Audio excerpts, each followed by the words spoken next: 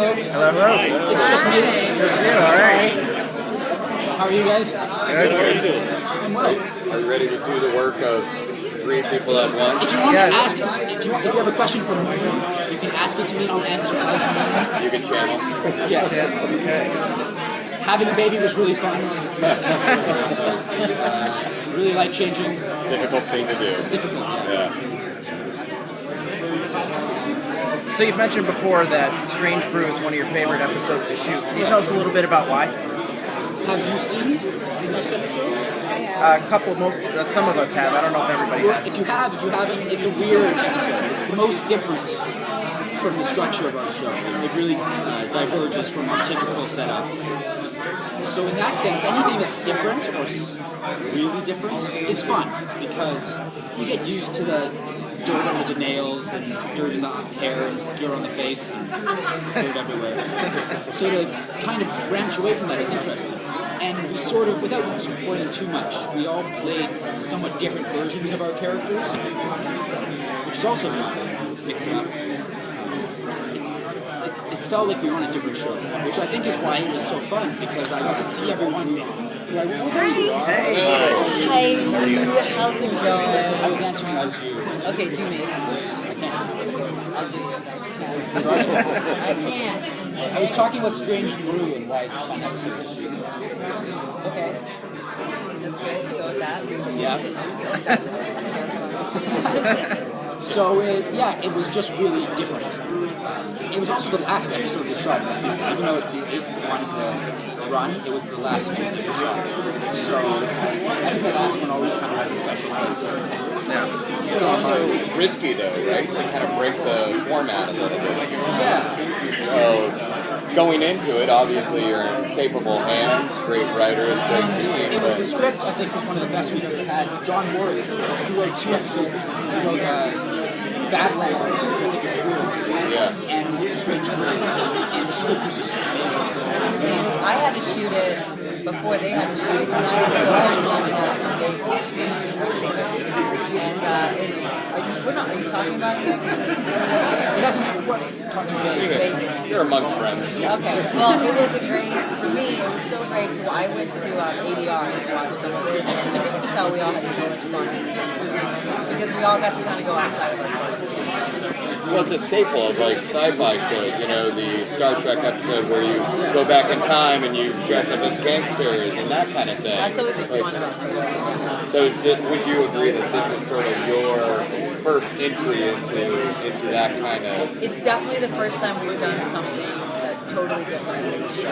It's a different, it's kind of, it's not our normal, like, here we take it's something different. We played with the structure. Yeah. And it was fun. I got to wear glasses. That's a big, that's really big. I didn't want to put Takes words his in craft anyone's very And reading a book. Reading a book, she never wants to. Never. I read a script too. I can't read. Yeah. So, a semi-spoilery question.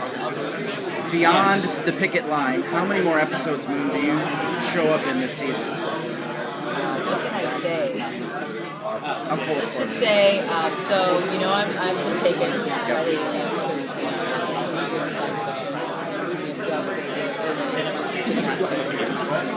How do we get rid of them? Okay, aliens take it. I do show up. I'm not dead. I do show up. I don't know what I can say. I don't think She shows up. That's She it. shows up. Okay. It was weird though because after episode 4, she was pretty much gone. She had to have a baby. I had to shoot some stuff up. Yeah, so this is what she was talking about. In Strange Brew, she has a scene with Noah, and they shot it like 3 months apart in different episodes. So I had to shoot it with a guy who's looking at me who's not Noah, and Noah's in the background. And he's telling the guy like what to do with his arms. And I have the scene, and he's in the back. And then when I left, like 3 months later, we switched around and it was with a woman. And I don't know who the script was. This is my favorite episode. I like it too. Yeah. One of my favorites. You saw it? Yes. It's good. Yes. It is good. I mean, And Will Patton is the most like Will Patton you'll ever see.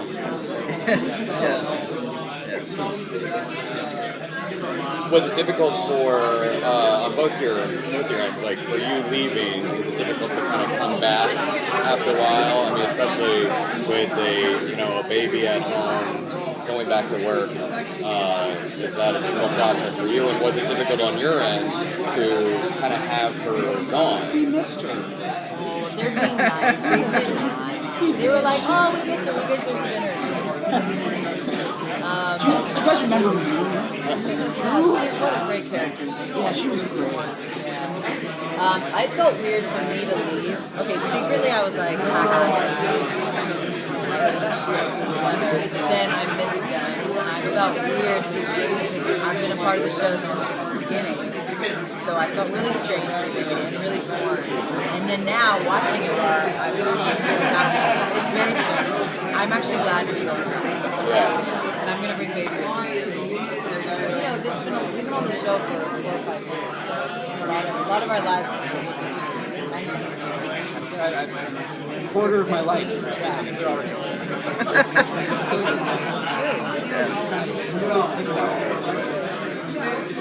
All of us here. Thank you. No problem. But it is so strange. I've never left Midway.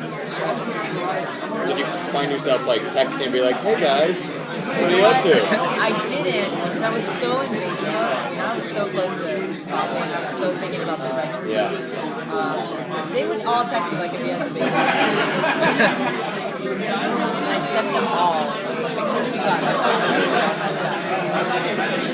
It was like at their lap party. Yeah. That's when I had the baby. Yeah, that's what I heard. I have a really spoilery question, but I'll just throw it out there. Yes, I'm just full of it. So in season 2, Connor, your character was very much trying to... Happy-go-lucky. Happy-go-lucky, yeah, absolutely. Trying to hide the fact that you could communicate with skitters and what everybody would think about that. And you go into season 3 adjusted and accepted. But as we get towards the end of the season, you have a conversation with Matt about where he basically says to you that you're the only person that's going to be able to confront Karen. Is that something that we're going to see happen in season 3?